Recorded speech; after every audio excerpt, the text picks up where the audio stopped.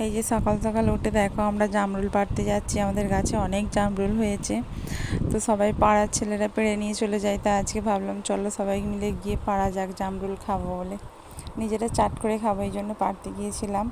তো পাড়তে যে ভীষণ মজাও হয়ে, দেখো গাছে অতটা ভালো করে বোঝা যাচ্ছে না, কিন্তু অনেক বড় বড় হয়েছে আর অনেক থোকা থোকা হয়ে আছে পুরো।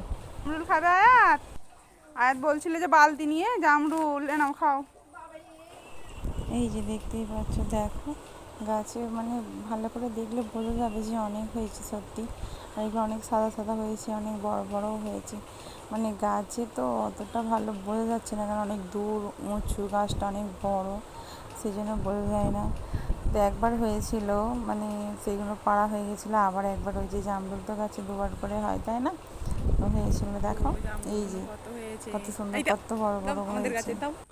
অল্পটা পেরেছি, বেশি পারিনি, যাচ্ছি খাবার জন্য, কারণ খেতে পারবো না তো অত আমাদেরকে একসাথে। দেখাবো খাওয়ার সময়।